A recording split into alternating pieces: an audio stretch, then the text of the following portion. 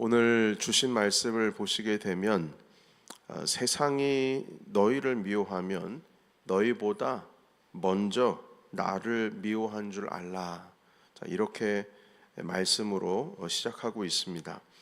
그 세상이 나를 미워하는 거다. 너희를 미워하는 것이 아니라 결국 나를 미워하는 것이다.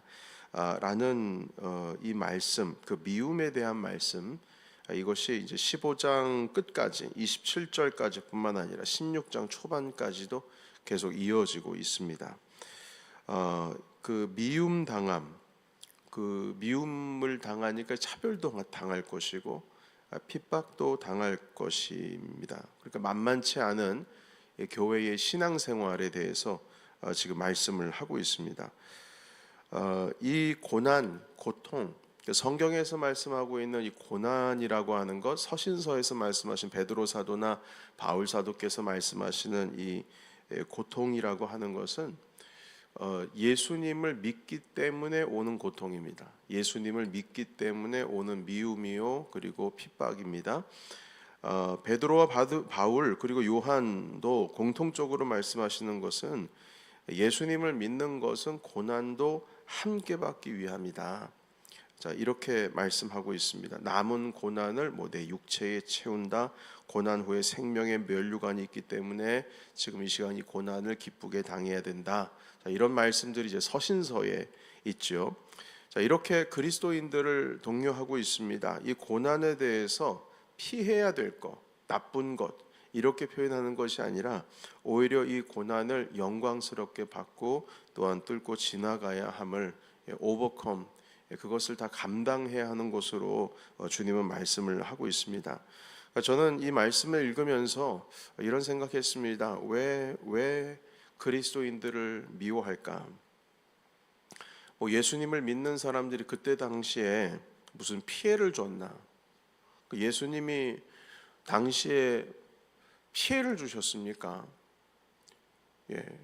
오히려 그 삶을 거의 포기하고 사람들로부터 손가락질 당하고 그리고 희망 없는 것처럼 살아가는 사람들에게 희망을 줬고, 뿐만 아니라 죄인들, 그들과 어느 누구와도 함께하지 못하는 사람들을 함께하셨고, 구체적으로 말씀드리자면 병든 자, 귀신 들린 자, 심지어 죽은 자들까지 살리시면서 그 공동체 안에 기쁨과 소망을 주셨습니다.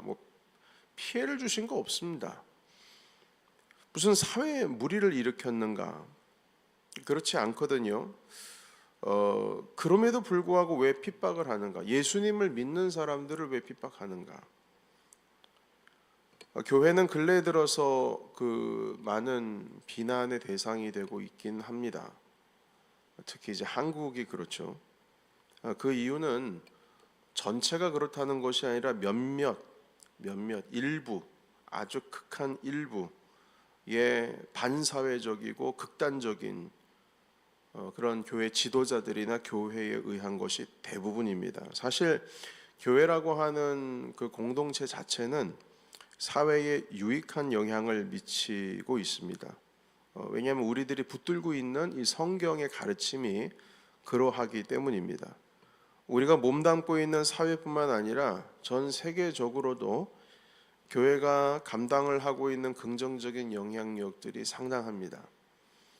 자, 그럼에도 불구하고 비난을 당하고 있고 미움을 당하고 있습니다. 분명히 기독교가 사회에 긍정적인 영향을 끼치고 있습니다. 제가 그 신학대학원 입학하기 위해서 20여 년 전이죠. 더 됐죠. 그 이제 시험을 치르려고 논술을 준비하고 있는데 그 신문이나 아니면 여러 잡지들 스크랩을 하면서 이제 논술 준비를 하고 있었어요. 그런데 그 도표가 나오는데 조사를 해서 말입니다. 각 세계 종파, 불교, 천주교, 기독교, 이 세 개 종파 가운데 있어서 사회의 복지적인 부분에 있어서 사회적인 영향력에 있어서 사회 봉사 활동을 하는 제일 많이 하는 종파가 뭐냐라고 해서 조사를 했는데 살펴보니까 기독교가 압도적으로 높습니다. 저는 그때 당시에 뭐 천주교가 혹시 좀 높지 않을까 했는데 결코 그렇지 않습니다. 기독교가 압도적으로 높습니다. 그러니까 지금의 교회 말입니다. 예. 그러니까 천주교 말고 기독교, 그러니까 우리 함께하고 있는 개신교를 말하고 있는 것이죠. 그러니까 천주교까지 함께 그 기독교 그 바운더리를 넓히면은 정말 말도 안 되게 압도적으로 높습니다. 다른 뭐 불교라든지 아니면 이슬람이라든지 뭐 이런 건 뭐 상대를 할 수가 없습니다. 그런데 희한하게 그 당시에도 25년 전에도 이 그 교회라고 하는 존재가 핍박의 대상이 되고 있고 비난의 대상이 되고 있었어요. 그러니까 희한합니다. 왜 그럴까? 도대체 왜 그럴까? 이렇게 좋은 일을 하고 있는데 사회 봉사 가운데 있어서 국가가 먼저 나서기 전에 교회가 먼저 나선 것이 상당히 많고요. 교회의 어떤 시스템을 보고 국가적으로도 사회 복지에 대한, 국민들에 대한 사회 복지에 대한 시스템을 만든 경우가 상당히 많습니다. 역사적으로도 그렇습니다. 간호사가 세상에 나오게 된 것, 의사가 세상에 나오게 된 것도 교회로부터 시작됐습니다.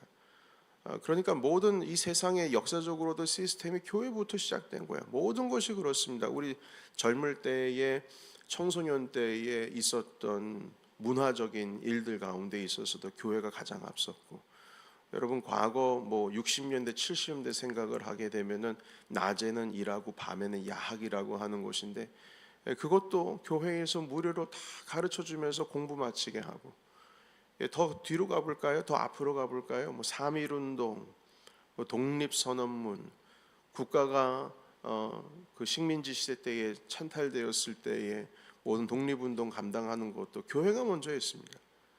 그러니까 이렇게 그 역사 가운데 있어서도 교회가 해야 하는 일들이 이렇게 많은데도 불구하고 이렇게 미움을 당하고 비난을 당하는 이유가 무엇일까? 일부 때문에 그런데 그것도 그렇습니다만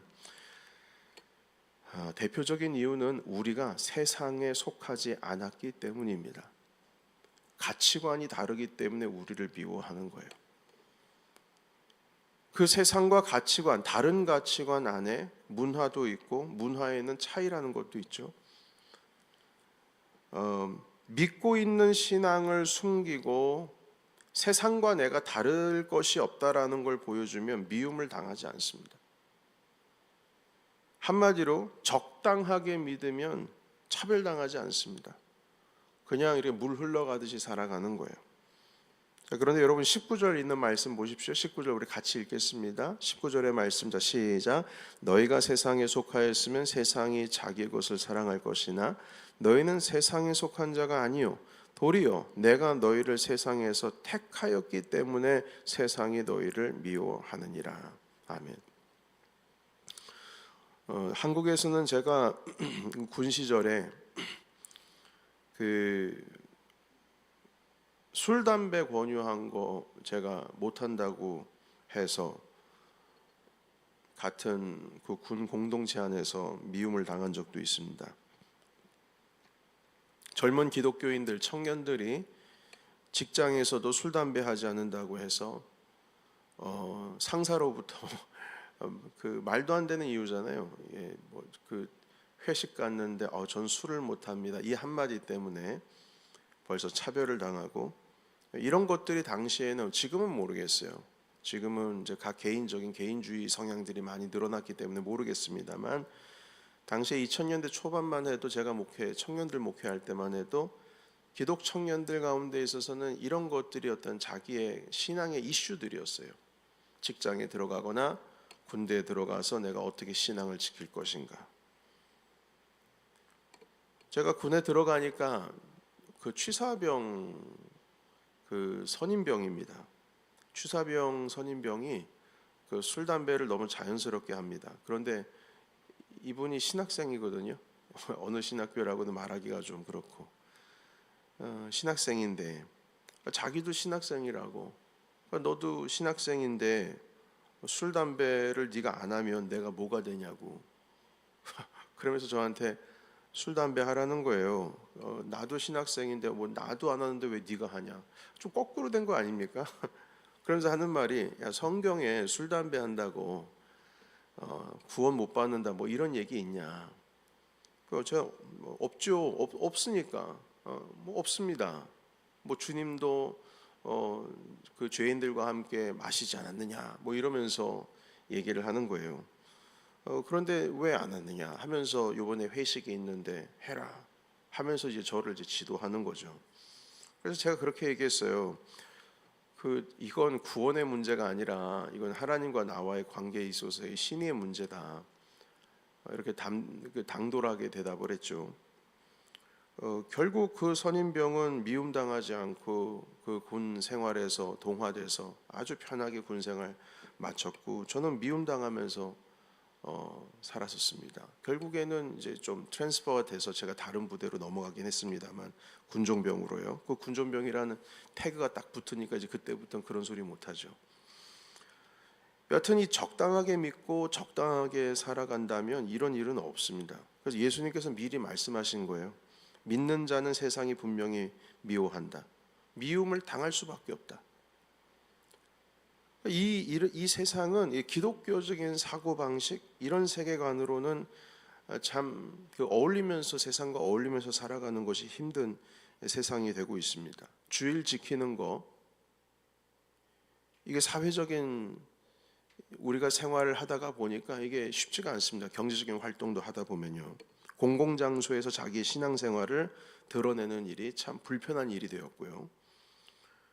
자신이 믿고 있는 것을 이 회사에서나 이렇게 말하는 것, 전하는 것 이런 것도 금지가 되어 있고 경쟁적인 사회에서 예수님께서 우리에게 가르쳐 주신 관대함 이걸 하게 되면 살아남기가 어려워요. 왜냐하면 오늘날의 사회는 경쟁하지 않습니까? 상대방의 약점을 찾아내서 공격해야 살아남을 수 있는 사회적인 분위기이고 그렇게 하지를 못하면 자기가 지금 몸담고 있는 사회적인 지위에서 떨어질 수도 있습니다. 다른 기업과 경쟁을 하고 다른 업체와 경쟁을 하고 그리고 자기 회사가 살고 자기가 살려면 어떻게 해서든지 이겨야 된다 이 말인 것이죠. 제가 미국에서 모델들 이제 신인 모델들이 서로 경쟁하는 프로그램을 하나 본 적이 있는데 자기 신념에 대한 인터뷰를 했다가 결국 떨어진 모델 지망생의 그 내용을 본 적이 있어요. 심사위원이 말합니다. 이 패션계에는 동성애자들이 대부분인데 네가 지금 천주교인이라고 해서 본인이 천주교인이기 때문에 자기가 활동이 좀 제한적이 될 것이다. 뭐 완전히 벗는 거라든지 뭐 이런 부분에 있어서는 좀 제한적이 될 것이다. 뭐 이런 얘기를 한 것 같아요. 자기의 신념을 살짝 얘기를 했어요. 그러자 아니 그런 방식으로 그런 사고 방식으로 어떻게 이 업계에 들어왔냐 공공연하게 얘기를 하더라고요. 결국에는 떨어졌어요. 너는 안 된다. 너는 이 자리에서 같이 생활을 할 수가 없다. 사진 찍는 예술가들, 포토그래퍼라든지 뭐 모든 장식을 다루고 옷감을 다루는 사람들이 대부분이 동성애자들이라는 거예요. 그러니까 네가 가지고 있는 그 사고 방식 가지고 이들이랑 일할 수 있냐 하면서 경쟁에서 떨어졌어요. 그런데 사실 모델로서는 전혀 문제가 없었거든요.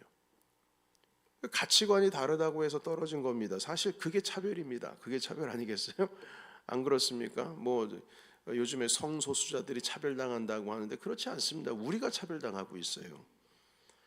그래서 우리 주님께서 요한복음 15장 18절에 이렇게 말씀합니다. 세상이 너희를 미워하면 너희보다 먼저 나를 미워한 줄 알라. 우리 18절 같이 읽어볼까요? 18절입니다. 자, 시작. 세상이 너희를 미워하면 너희보다 먼저 나를 미워한 줄 알라. 아멘. 이 가치관이 다르기 때문인 겁니다. 미움을 당하는 이유가 우리가 예수님을 이 땅에서 예수님을 대신하는 사람들이에요. 주님께서 승천하시면서 이 땅에 우리를 맡겨주셨어요.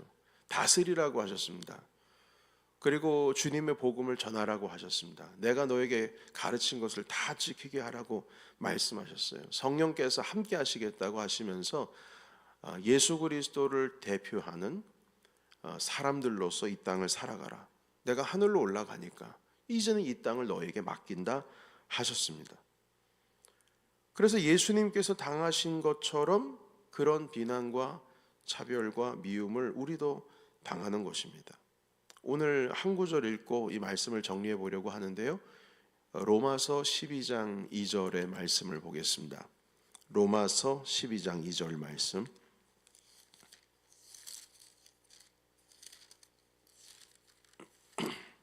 로마서 12장 2절의 말씀입니다.